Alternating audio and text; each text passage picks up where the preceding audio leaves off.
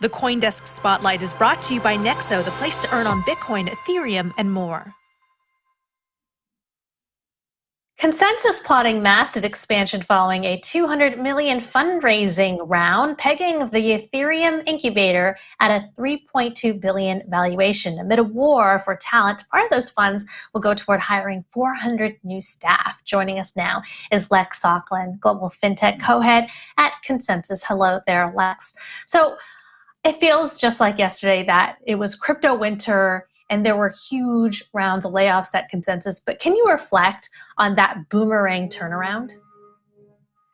Sure. And these are big words, massive and huge and expansion. And I think the reality is, of course, very exciting because there is tremendous operating growth at the company.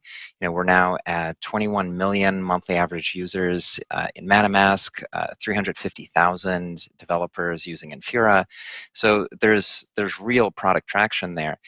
But at the same time, we're in a very different environment. So the ConsenSys of maybe 4 or 5 years ago was a venture studio that was run like a broad portfolio. The ConsenSys that has raised this check and is growing its product footprint is a company that was spun out of that portfolio and is really focused on the operations of these businesses, of these developer businesses, of these user businesses. And so we are running a ship that is trying to accomplish very specific things. And the growth that we're trying to get is specifically tied to product initiatives, to marketing, to trying to get MetaMask to 100 million users. And so we think it's a very different environment and context for the types of things we're trying to do. So Lex, thanks for coming on, but nonetheless, you did let go of a lot of people. Do you think in retrospect that they should have been retained and redeployed elsewhere in ConsenSys? And will you be hiring any of them back, or have you reached out to them to see if they're available, or are you just going to make them go through the hiring process all over again? I understand the framing of the question, but it is a little bit strange. So we had a restructuring which created ConsenSys Software, which is the company that again that has been growing and is getting these more conventional equity investments. And then there's also a portfolio of other companies called ConsenSys Mesh that has a number of other projects and things that are going on there that are also very exciting and growing as well. So for example, Gitcoin is a project that was spun out of the Mesh as well as ConsenSys Software. And so I think the intent of the company is to grow and to grow responsibly and to build things out. Folks that are alumni of ConsenSys in its early iterations are massively talented people, and 2020 was an unbelievably difficult year for a host of reasons that we all have gone through. And so, of course, we're super interested in opening up those conversations. But I think it would be somewhat bizarre to try to do a campaign of the type that you describe. Well, I don't. It's not necessarily bizarre, but the question is that sometimes you try to retain talent even during the hard times, because when you do have flush times such as now, you sort of want to keep that talent pool happy and working and productive, even if you do redeploy them. So I guess my question really is that do you think that you maybe perhaps made too much of a cut earlier? And maybe looking back, it might not have been the best move, because now you have to go through the whole cost of rehiring and etc. Was that necessarily the best move back then? Yeah, I just think the situation is a lot more nuanced. Again, in the sense that it was a restructuring. It wasn't like the old entity has a bunch of cuts, but rather it was figuring out, okay, this part of the business looks like a software product company, and then looking at other things and saying, this looks like a venture capital business where there are startups that are trying to prove their own traction, and this stuff makes sense and this stuff doesn't make sense. And so it was, I think, an existential and very difficult moment for the company.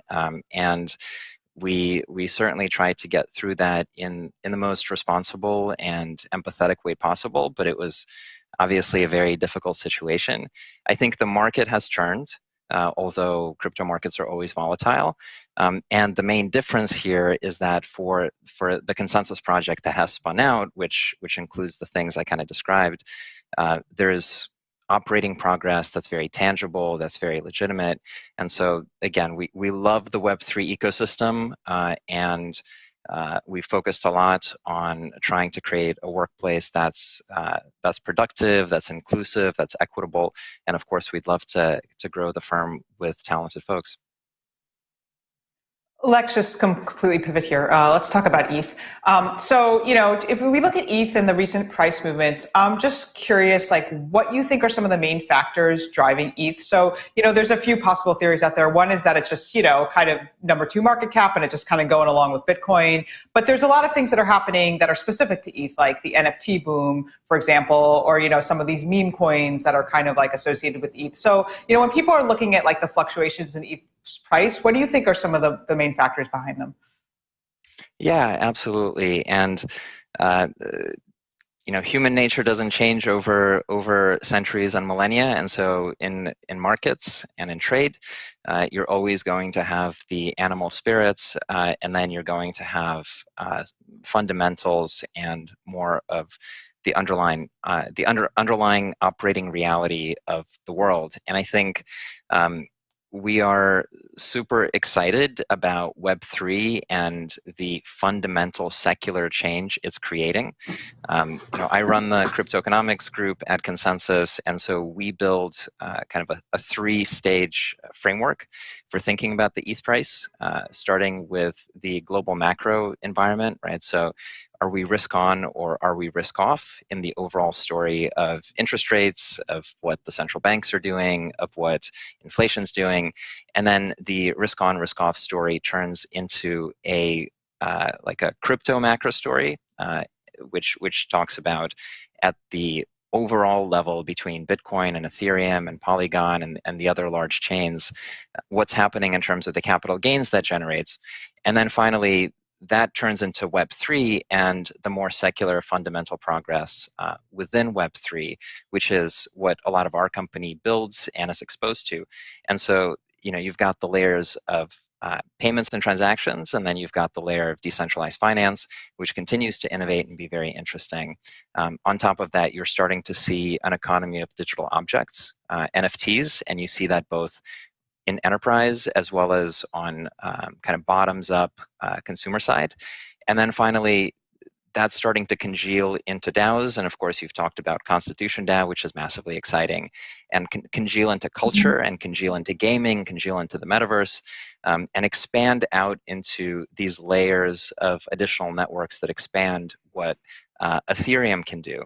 And so, the numbers and the operating progress and the number of people that use things continues to go up, and the value within them continues to go up. So from the fundamentals, we're very convinced about where the world is going.